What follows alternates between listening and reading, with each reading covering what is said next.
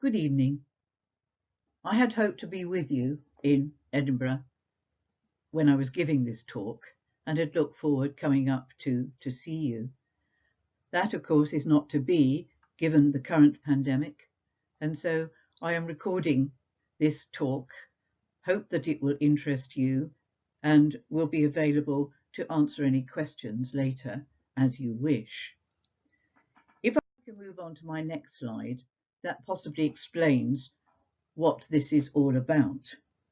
I was heavily involved with the National Trust for many years, the English National Trust, and was a member of their archaeology panel and also the regional board for the Midlands. While I was there in the 1990s, it became obvious to me that country houses had inventories of paintings, they had lists of furniture and all that sort of information.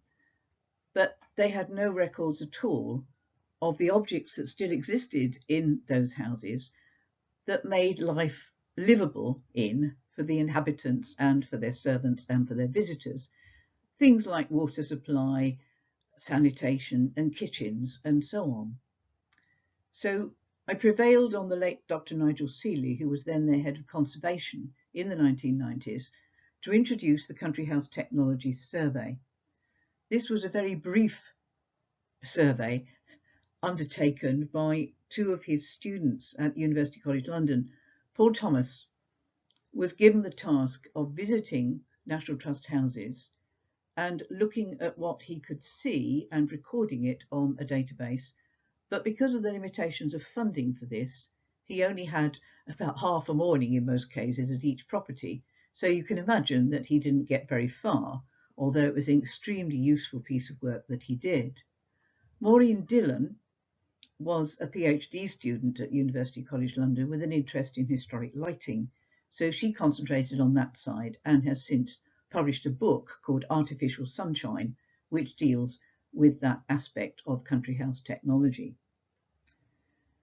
When I retired as head of the archaeology department at the University of Leicester in 2008, I applied for a Leverhulme Emeritus Fellowship to undertake the survey, to undertake the extension of the survey and to widen its scope to non-National Trust houses, because clearly houses belonging to the National Trust in Scotland and Ireland and Northern Ireland and England for that matter are an accidental sample. They don't represent the whole spectrum of country houses throughout these islands. And that was generally agreed by the National Trust. I was given a small sum of money to employ a research assistant, and I asked an ex-student of mine, an ex-PhD student, Ian West, to accompany me on all this because he was an engineer, he was a gas engineer. And that therefore really helped, since I am both a historian and an archaeologist, but by no means an engineer. So we undertook this work, and I'll come back to the book that was published by the National Trust and Historic England in a moment. One of the things that you're asked to do with the Leverhulme Fellowship is as much outreach as possible. So in 2012, we ran a 2-day conference in the University of Oxford on country house technology, and I then edited the papers jointly with Paul Barnwell in that institution. This was a very interesting conference that brought all the country house archivists out of the woodwork. Many of them had been working on their houses themselves for many years and were interested to bring it all together for a lot of other people.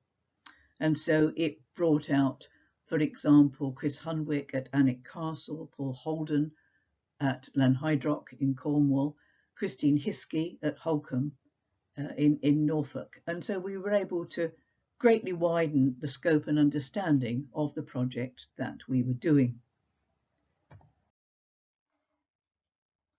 Sometimes I'm afraid this doesn't want to move on, so I'll have to do it that way. Now, just looking at the background to this study and why it was really necessary. Now, owners of country houses have had to take account in the last few years of a completely changing audience. They're no longer just visited by people interested in paintings or in furniture and so on. they're visited by families quite often who want to know how the people who lived in them actually lived, what their bedrooms were like, how they washed in the morning, and so on. So many country house owners did want to expand their interpretation to include this. During the 19th century, or the late 18th and 19th century, very large numbers of technological developments became available to country house owners, and to many others, of course. Gas lighting, electric lighting by the end of the 19th century, central heating by the end of the 19th century, hydraulic lifts, changes in water supply, and so on. So that was available. Most country houses are usually far from urban centres, so they had to be self-sufficient in the provision of these services if they wanted to have them. And a remarkable quantity of evidence does survive in many places for what they brought into these houses in that period, because following the agricultural depression of the 1870s, then the First World War, many country house owners don't have the money to replace all these things like many middle class people did by the early 20th century, and so many of them do in fact remain, which is why it was of interest to us as archaeologists to actually look at the physical evidence of what remained. Because quite often, although the archival evidence is very interesting and sometimes fairly comprehensive, in other cases they didn't write down what they changed within the house itself. They just got on with it. They brought them in, but they didn't necessarily provide the written documentation that we probably would have now.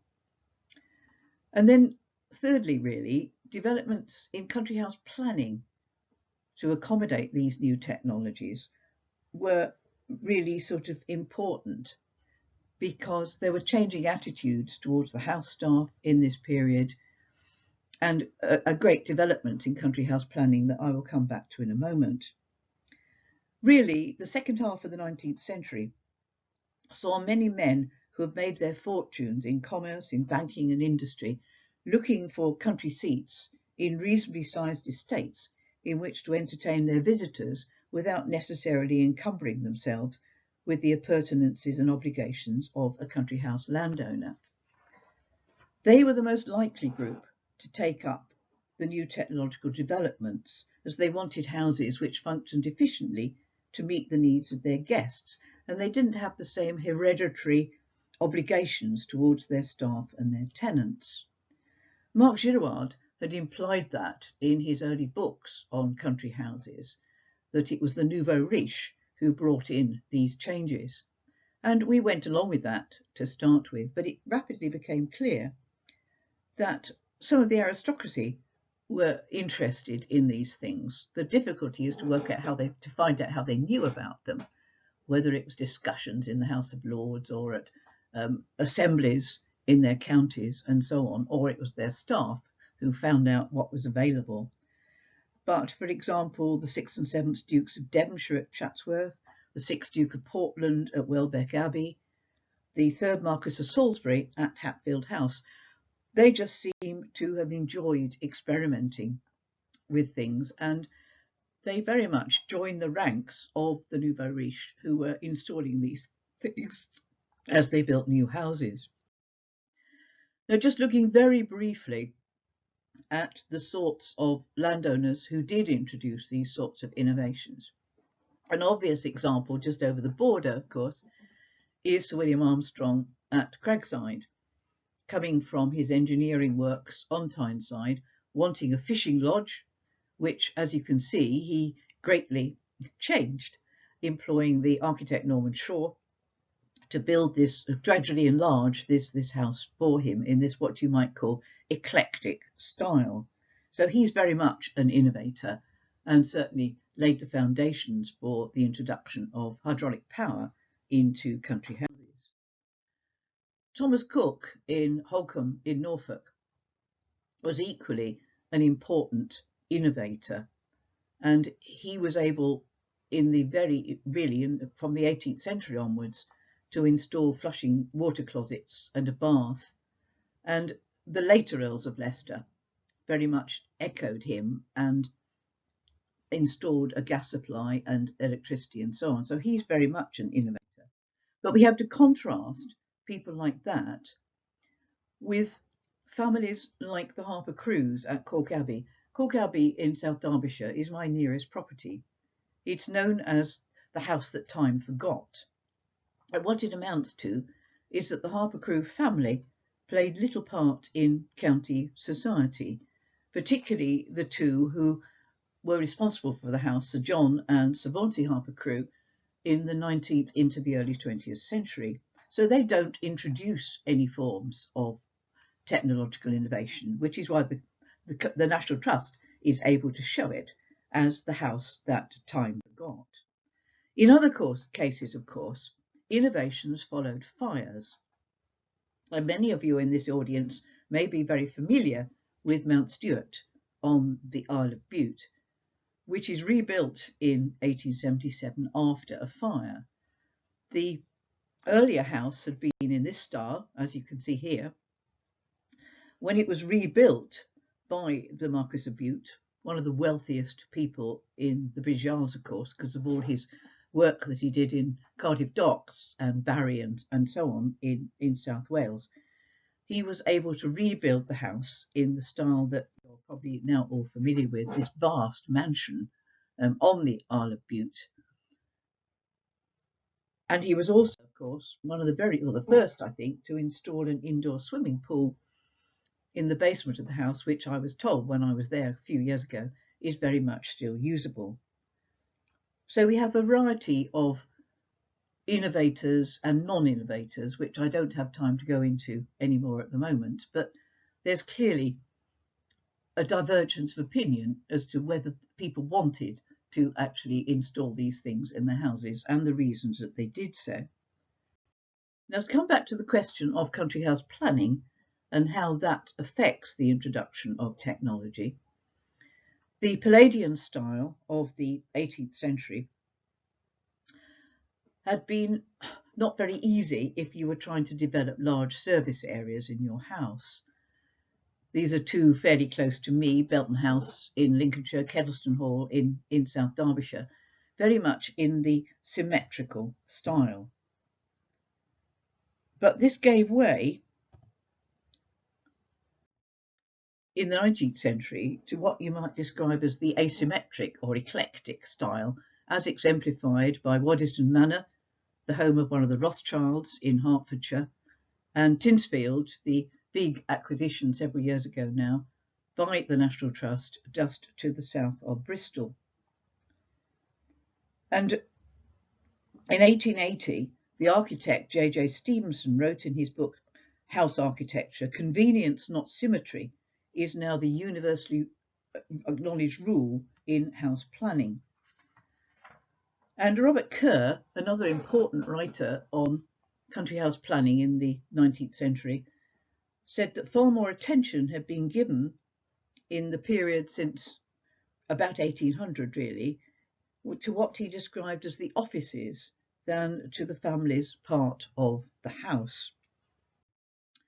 And so large service wings were added to many country houses where it was possible. The servants' wing at Arlington Court, as you can see on the left there, was added in 1865 separately. The one on the right, and I'm just going to eliminate my picture there so that you can actually see it, this is Petworth, and the service wing and the old bakery were added in the 1750s. The kitchen was originally in the house, and a fire in the house emanating in the kitchen, as so many did, destroyed the main staircase. And so the owner decided to remove all the kitchens to the other side of the yard where they still exist. The old bakery here has gone, but that's still there. And the kitchen area is accessed from the house, which is where I am now, by a tunnel that goes under the yard. And so all the food and everything was brought underground from the kitchens to the house. Now, the other element that J.J. Stevenson in particular talks about is the idea of multifariousness. an interesting word that he used. This is Buchanan House, or Buchanan Castle as it became, in Stirlingshire. Another house that was burnt down, there was a fire there in 1852, and the Montrose family employed William Byrne to transform the house into a Victorian house with this huge service area that you can see here.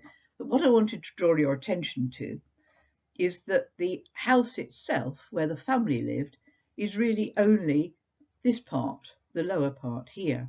All the rest of this is the service area. And if you look at the service area, you can see that the many activities that were undertaken by the servants were all carried out in separate rooms. So we have here the shoe room, the knife room, the brushing room. The only sort of place where they came together probably is the servants' hall. And then there's this vast area out the back where the storage areas were, the scullery, the larder, the cold larder, the bakehouse, and so on. So really a vast service area that somehow has to serve the house in the 19th century when house parties and so on were growing very much larger. However, although they needed more servants in this period, many houses tried to keep their servants out of sight.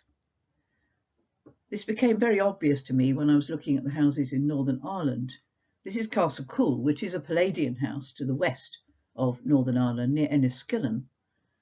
And the servants actually access the house through the tunnel that you can see on the right.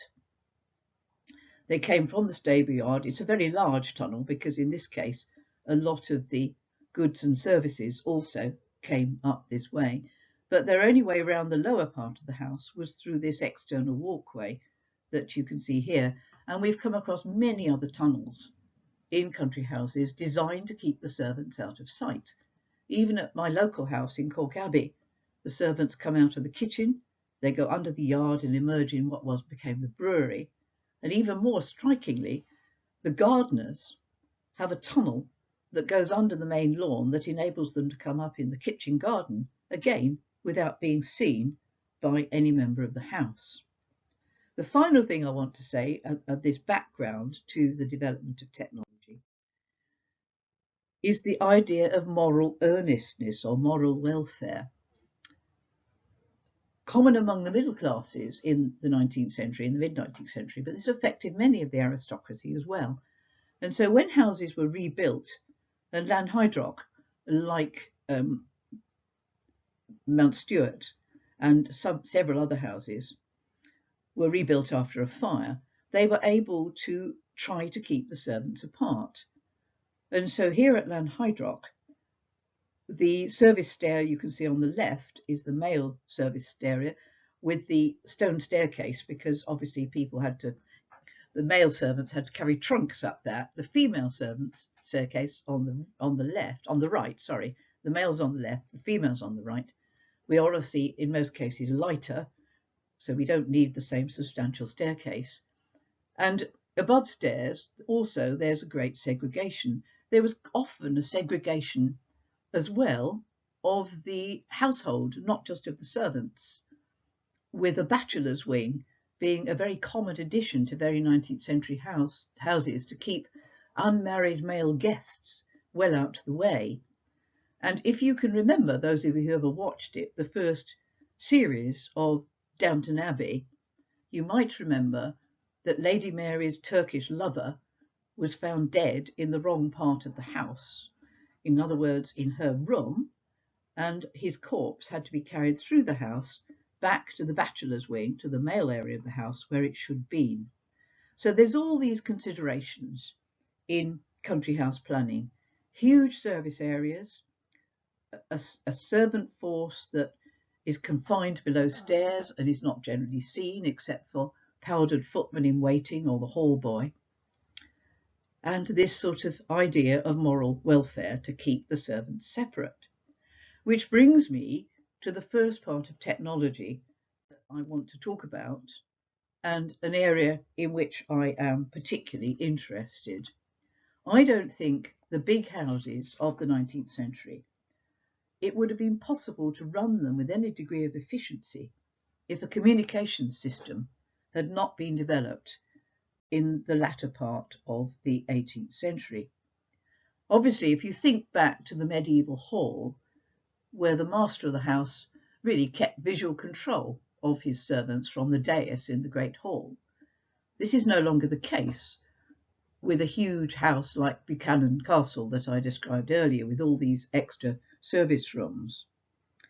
So somehow or other, you've got to find your servant. If you are in a first floor drawing room and you want the fire made up, you might have a powdered footman to hand who could be sent down to fetch someone to do it, or you could ring. And so from the 1780s, as far as I can establish, because there's very little written about this, sprung bells begin to be developed in country houses. I have to stress here that bells are originally intended for internal communication, and that applied to telephones as well. It's to find people within the house, not to contact people outside the house. That's a very late development of the 19th century. You're probably familiar with many of these sprung bells, where the bell lever or the bell pull, or whatever you like to call it, is in one of the state rooms, and it tightens a wire that connects to the bell, and you can see the bell would therefore ring, but you've also got that spring at the top here and a pendulum at the bottom.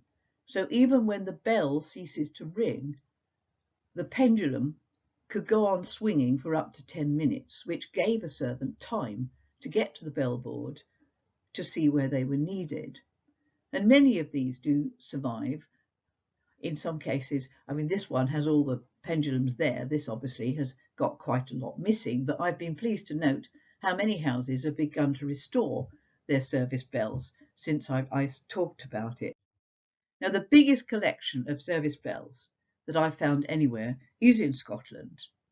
It's in Manderston, to the south of Edinburgh, which was rebuilt in the very early part of the 20th century for Sir James Miller. It's now in the possession of Lord Palmer, no relation of mine. He inherits his title from the Huntley and Palmer's biscuits. But there were 56 bells in the basement here, which all relate to the state rooms. They're in the basement because they're outside the butler's pantry, and they're outside the housekeeper's room, so they can keep an eye on whether which bell is ringing, and hopefully have the right servant to do it. But the interesting thing about Manderston is if you ascend its wonderful silver staircase up into the attics, you'll find another 26 bells up there, because that is where the housemaids slept. And so they could be summoned from their beds if necessary, and all the labels under these bells all relate to bedrooms, to bathrooms, and so on, which is where they were being summoned to. So Manderston is a wonderful example of the importance of bells.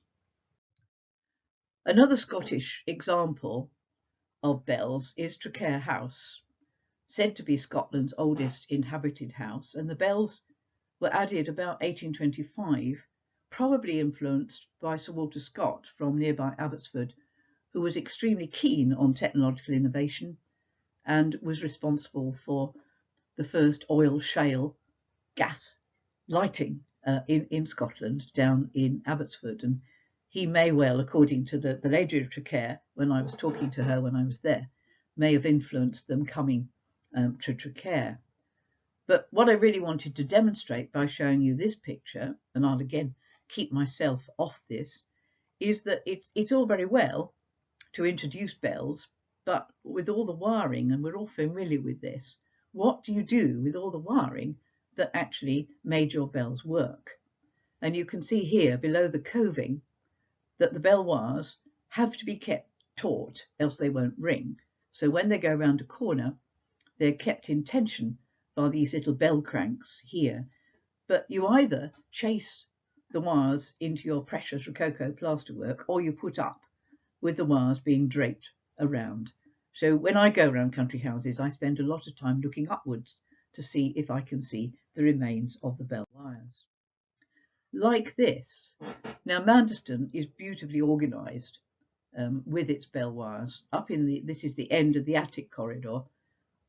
The servants, the bells for the housemaids, they come along here, they go through these cranks which keeps them taut. And the normal system was to take the bell wires up across the attic and down the other side, because that kept them in tension. At Audley End, the English Heritage House down on the Essex-Suffolk border, they had several sets of bells at different intervals from the 1780s onwards. It's the earliest evidence I've found for bells is in that house. But so their bell wire system is somewhat more complex than as you can see. So these are the bell wires and cranks on the second floor. However, one has to be assured that the bells are actually answered.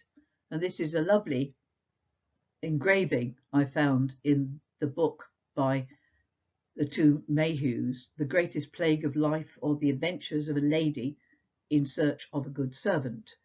Whereas you can see the butler is asleep, the housekeeper is asleep, the cat is asleep, the hall boy, who should be looking at the bells, is also asleep, and so the housemaid is pointing out that one of the bells is ringing and which of them is going to answer it.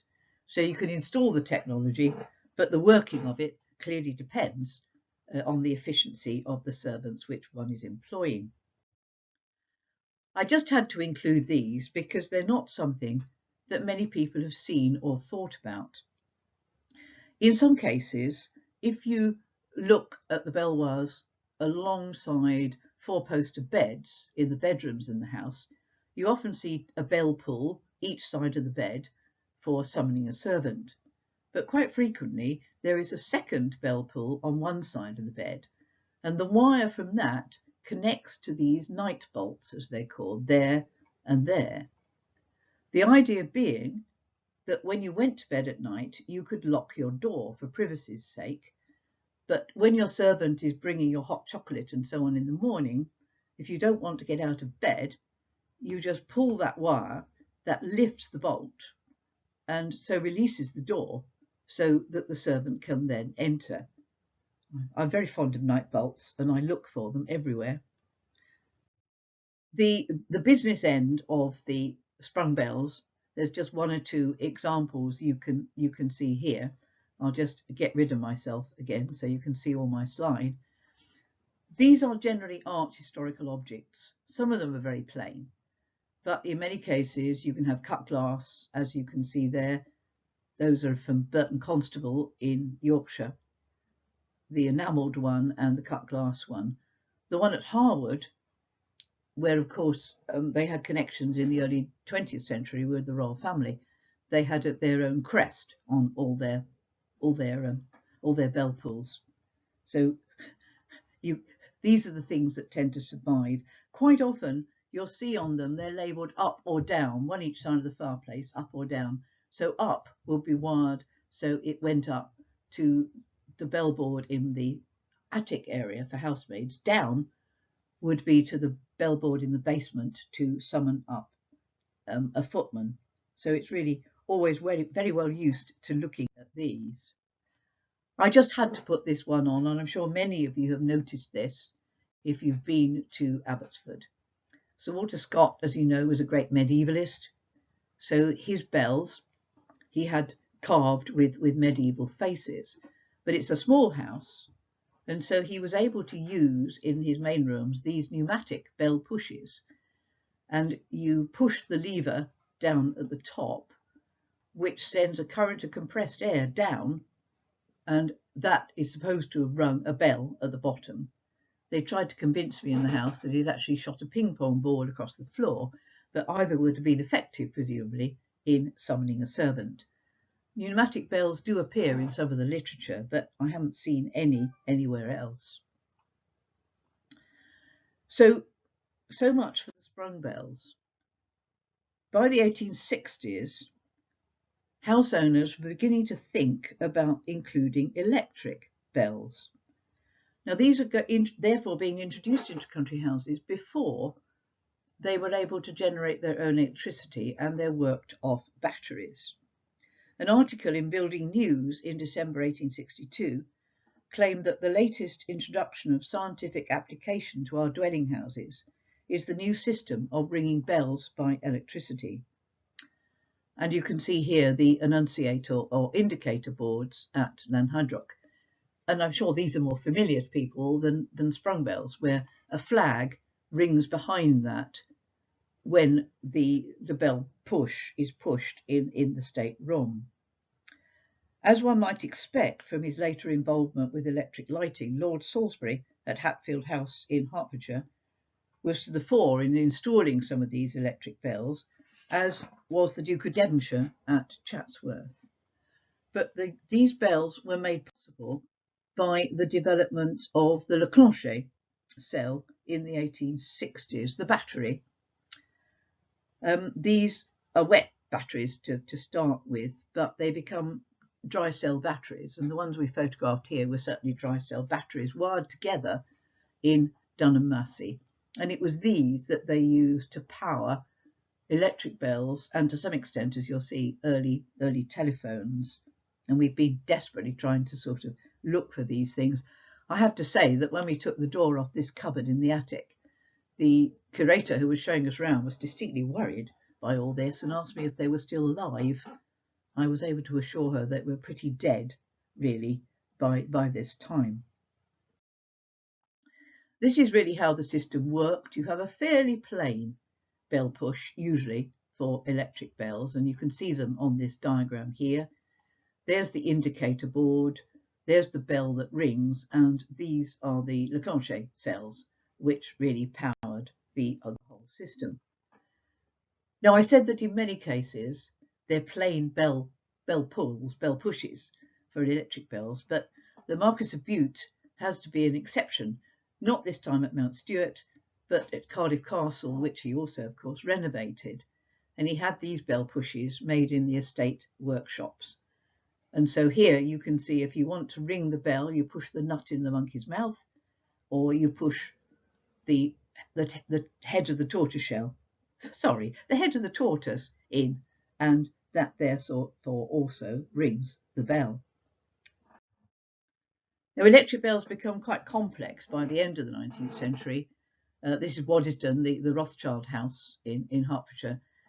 So the wiring is much more complicated, and you could actually ring directly for your valet, for your lady's maid. You could ring up for a housemaid, or down for a footman, or whoever you wanted. So that's the sort of ultimate, really, in the electric bells. We found these in the attic in Waddesdon because clearly they'd been taken out. And it's this sort of archaeological information that we were very much seeking.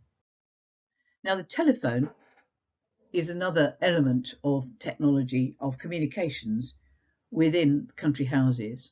I haven't got time to go into the history of the telephone and how it arrived in this country, but it was demonstrated to Queen Victoria at Osborne House on the Isle of Wight in January 1878.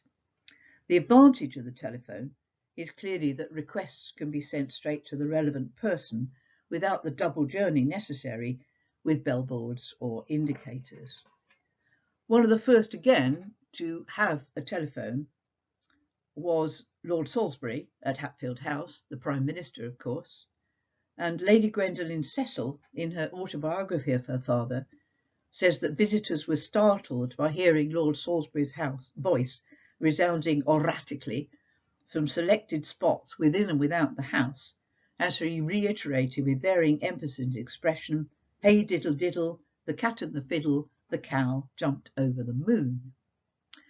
Now, these is a very early telephone system we found at Trocar Castle over the border into Wales. As you can see, the Leclanche cells were still inside, much to the horror of the curator when I took the wooden cover off.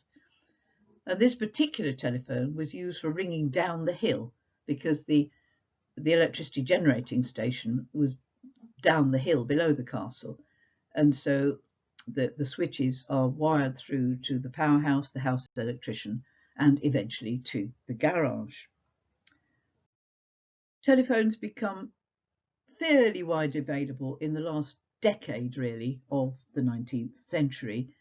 The one on the left at Brodsworth Hall is what we call the pulpit telephone, because you had a nice little platform there for making notes with the call, and the Leclanche cell has clearly gone from the front there. And the later one at Polesden Lacey here, down in Sussex, enabled a call to be switched through to various phones by using this radial arm that you can see here.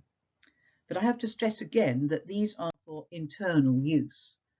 And so quite frequently in larger houses, there was a switchboard which enabled calls to be put through, often falling in charge of the butler, who quite honestly felt he had enough to do and occasionally expressed his disgust at having this job thrust upon him. This is at Castle Drogo on the north side of Dartmoor, and was a house built for Julius Drew, the founder of Home and Colonial Stores. He made such a fortune in this that he was able to retire at the age of 33 and to get Lutyens to build this great granite castle that some of you may know on the north edge of Dartmoor. And he has a lot of technological innovations in that house, but this is the only surviving switchboard that on the whole that I know. Right, now moving away from communications to talk just briefly about some of the other items that we were looking for in going round country houses. This is our timeline, if you like, of lighting, beginning in the 1780s with the argon oil lamp, which is far more important than one might imagine. Gaslighting is developed around about 1800 for street lighting in particular, but you can see from the timeline the problem in country houses is that they were flat flame burners or fishtail burners. So they were open flames, and the soot from them didn't do your Rococo plasterwork very much good. So in a great many cases, gaslighting is confined to below stairs or to the stables, not on the whole to the staterooms of the house. And it's surprising really that the incandescent gas mantle, with which many people are still familiar, is developed at the same time as the incandescent electric bulb. And many people did retain their gas lights because they don't have access to electricity, but it's the flat flame burner that dominates gas supply during the 19th century. Now, to go back to the argon lamp, developed by a Swiss engineer called Émile Argon in 1780, it has a hollow cylindrical wick enclosed in a glass chimney, and the oil to that is supplied by gravity from a central oil reservoir through a valve that controls the amount of oil that goes to the wick. So the improved air supply and the control of the oil meant that it produced a bright flame, which was equivalent, they say, to about 10 candles. But they remained surprisingly popular throughout the 19th century. The one on the right at Audley End is, I think, the earliest one we've so far found. We know that the owner there bought it in the 1790s, so not long after it was patented. It's a beautiful art historical object, but there's the oil reservoir, the cylindrical cases for the wick and so on, with the glass case around it. But what I find particularly interesting is how the argon oil lamp is converted sequentially, sometimes to gas and electricity, sometimes just to electricity, because they are expensive art historical objects and landowners don't want to throw them away. So I photographed this one in Burton Constable in Yorkshire, and you can see the oil reservoir in the centre there, and originally it supplied these various lights around it. But the giveaway, to show that it's an older one converted to electricity, is the electric wire that you can often see draped. You can see it there, and then it's draped around the wires and so on. So these important lighting devices, if you like, went through a whole series of conversions according to what form of light they were using. The gas itself, usually the transmission distance is too great from urban gasworks, and so if country house owners wanted gas, they had to do it themselves. And so here you can see some illustrations of the small gas plants that were developed by various companies at the time for supplying to country houses. I'm particularly fond of this one, where you can see the Lord and Lady of the Manor coming out to view their new acquisition, this small gas holder, the retort house where the gas was generated. A particularly important gasworks in Scotland is that at Culzean Castle, where the coal for the gas generation came by sea onto the shore, and there's a very nice little gasworks there which was restored some years ago by Scottish Power, which enables one to see how the gas was generated for lighting within Culzean Castle. So what we've done is to look for the remains of these retort houses, which often survive in kitchen gardens, and the indentation in the ground of the former gas holders. There's always an exception that proves the rule, and I said that on the whole gas was not used above stairs, but at Burley House in Lincolnshire, you can see here in the pagoda room where there's a lot of valuable paintings, they did have gas. I think it had an incandescent gas mantle here, not a flat flame burner, but even so, here they have gas above stairs, so you do occasionally find it. Now, in smaller properties, it was possible to use acetylene instead of coke or coal to generate gas. This is the Archery, a small house in County Armagh in Northern Ireland, where the generator here was in the stable block, because calcium carbide is mixed with water and doesn't create a very pleasant smell. It goes through a series of purifiers that you can see at the back there. But the Archery retained its acetylene gas right into this century and uses very little electricity now. And you can see the surviving burners on this lamp in the Archery. Now, moving on to electricity, the earliest forms of electricity were the use of arc lights, as you can see here with this engraving of the first floodlit football match. It had to be that, didn't it, in 1878 in Sheffield. But some brave country house owners did use arc lights. Armstrong even used one in his, I think inside the house anyway, for lighting the house before hydroelectricity was properly developed. But many house owners had large batteries brought in, and they used arc lights to illuminate their grounds when they were having something like the Hunt Ball or something of that sort, to enable the guests to find their way to the house. But most historians accept it was the Newcastle-based chemist Joseph Swan, friend of Lord Armstrong, who developed the first incandescent bulb, which made electricity so much more popular. Most early country house power generation was by the use of water power, and that's certainly what Lord Armstrong did at Crangside. This is the second version of the Crompton dynamo that supplied the house with electricity, but the National Trust set up a power circuit around Cragside Estate to examine the technological developments of Armstrong himself.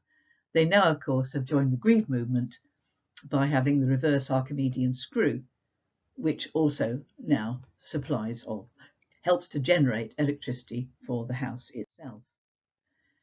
This was a very important early photograph that we found at Hatfield House, the home of Lord Salisbury, Victoria's Prime Minister, dating from 1881. And you'll see that Lord Salisbury had got incandescent gas mantles, and you can see the gas lights up here in the Great Hall. But we think these are the earliest photographs, or the earliest photographs we so far found, of Joseph Swan's light bulbs. How much good they would have done up there, I don't really know. But I did uncover correspondence between Lord Armstrong and Lord Salisbury when Lord Salisbury was asking Armstrong how he could electrify Hatfield House. And Armstrong told him to use Joseph Swan in order to do it, which presumably he did. In Cragside itself, there are various relics of the early phase of electricity. These are the cloisonné enamel vases converted to electric lamps in 1880. Because they're metal, they conduct the electricity, and they sat originally in a bed of mercury. So the lamps could be extinguished by removing them from the cups. Quite how you did it, I again have not yet entirely worked out. So many country houses are going back to their turbines and dynamos as part of the effort to eliminate carbon gases in the atmosphere. And there's a good example here at Chatsworth. If you've been to Chatsworth, you'll know there's a great cascade from the moors on the right here, which comes down into this and powered the Emperor Fountain, as you can see there. In 1893, they decided that they would generate hydroelectric power this way, and turbines were installed below the lake. The turbine house is sort of down there, really, and Gilts of Kendal supplied that in 1893. Now, in I think the Second World War, as with many country houses, they went on to mains electricity.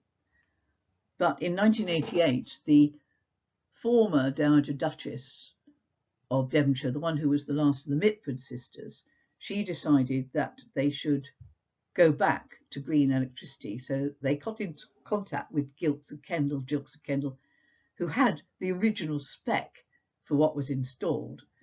And so Gilts installed these new turbines here and kept the old ones. So you can now see that Chatsworth has gone back to green electricity, rather like Cragside itself. And there are many other examples of this. Once you have electric light, then you have to think about how you switch it on and switch it off. And so you get the development of the light switch, like these beautiful little jelly mould switches, which lit this very early electrolier. Halton House was built again in Hertfordshire by Alfred Rothschild. The Rothschilds liked houses in the area because they could get a convenient train up to London to their banks in Threadneedle Street. But Alfred Rothschild the house was more or less built with gas and electricity in mind, and so this is a very early electrolier.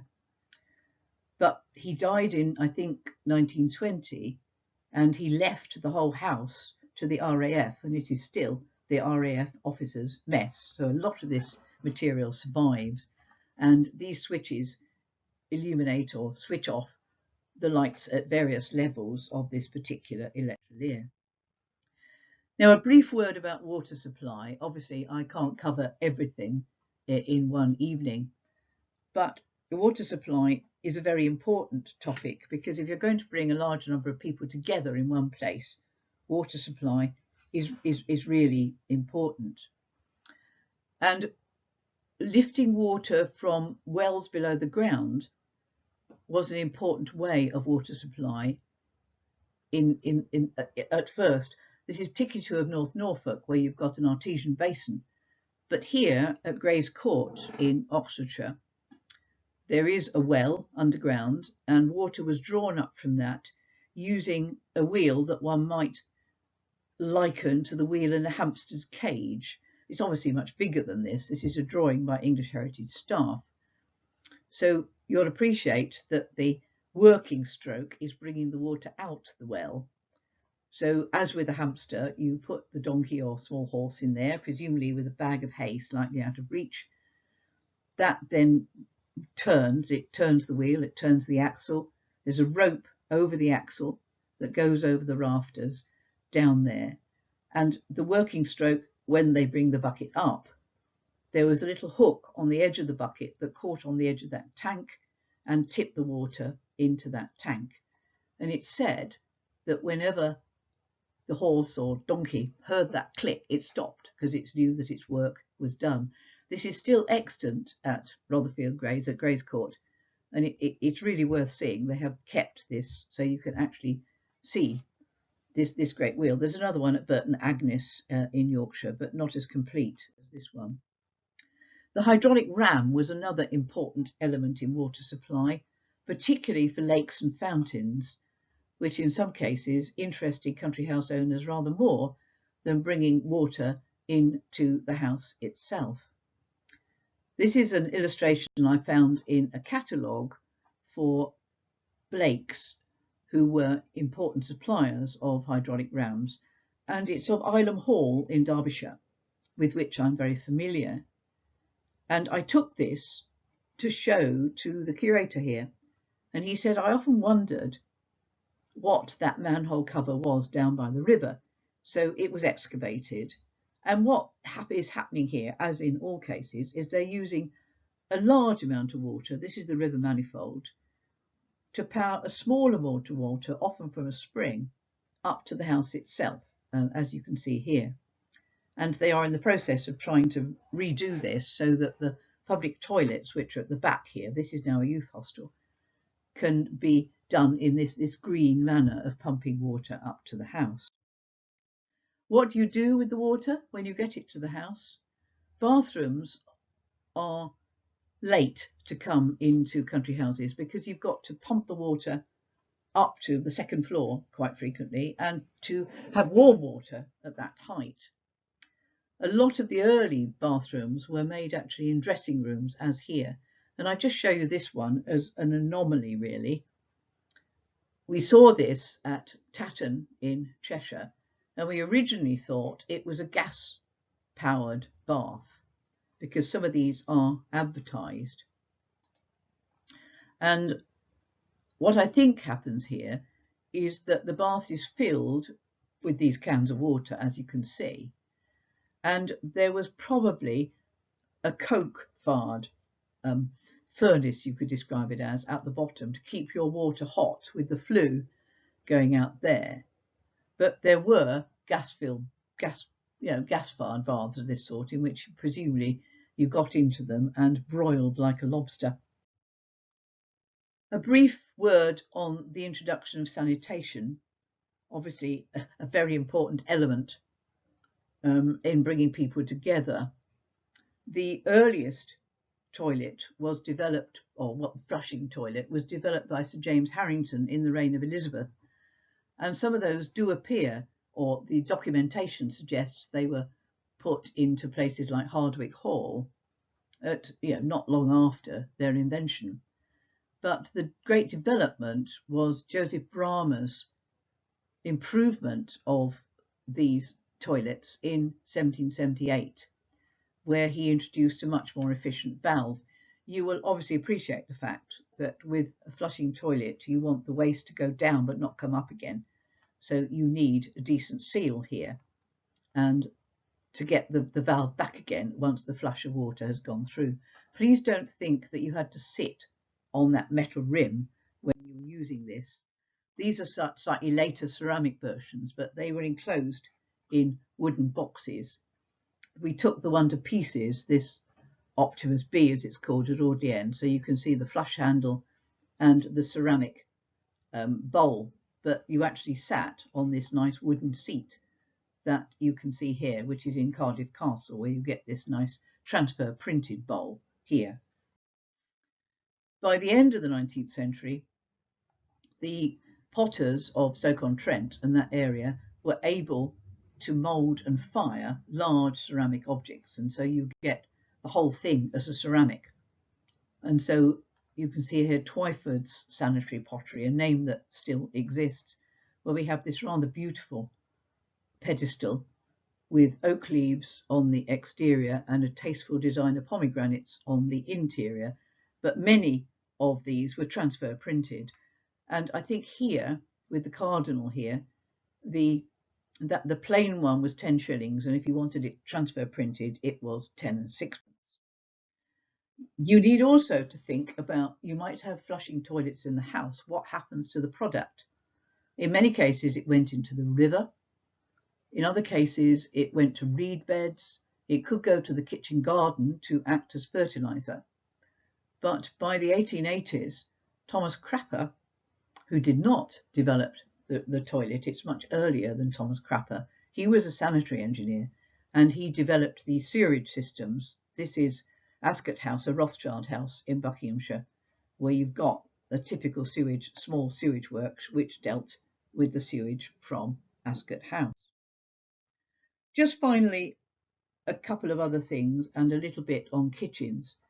Other innovations that one finds in country houses are drying cupboards in the laundry for drying the vast quantities of linen that we use, because some of it was often sent down from London houses to be laundered in the country.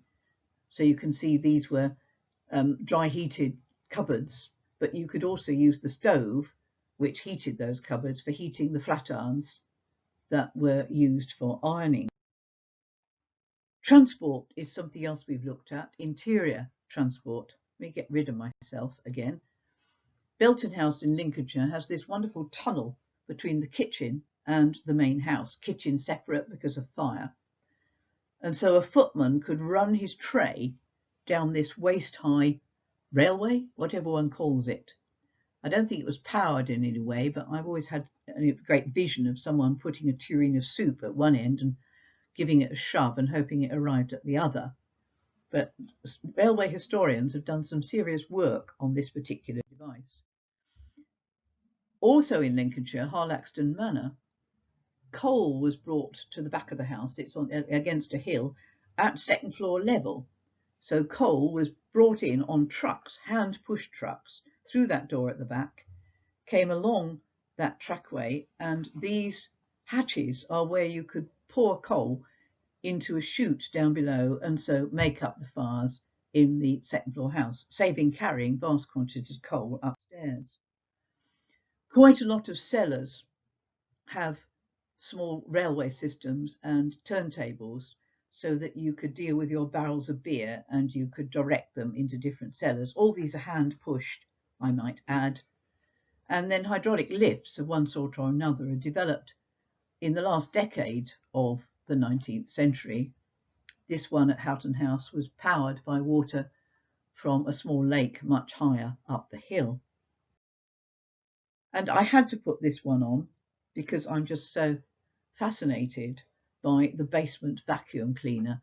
This is Eltham Palace in London, which was taken over by the Courtaulds in the 1920s into the 1930s, and they had this installed. And essentially you plug in the business end of your vacuum cleaner into these sockets in the wall. I have to say people were very puzzled when I was crawling around the floor taking photographs of these. And this pump pumps obviously the dust from that down here. It goes into this filter here and it comes out in the dust bucket and can then be taken outside. There are one or two other examples of these, and the history of the vacuum cleaner is another whole story.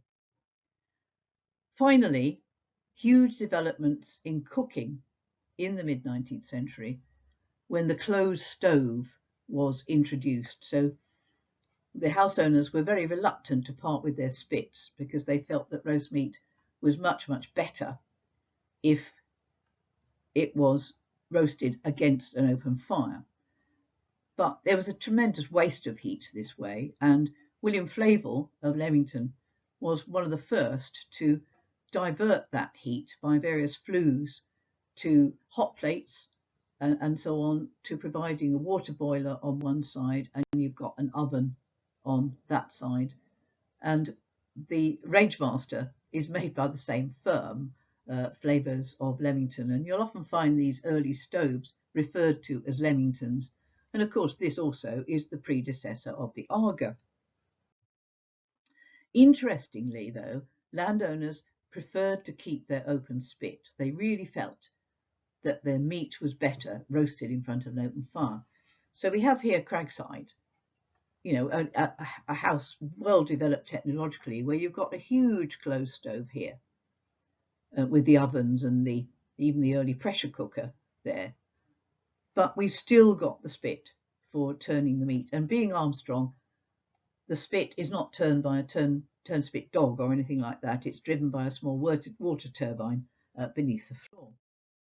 But even in houses like Petworth, which is updated by the kitchen fitters of the period of 1875 jigs, they wanted a big open fire where they could roast. And I mean, here you've got lots of horizontal spits for roasting joints, but you've also got these vertical ones for game and chickens and so on.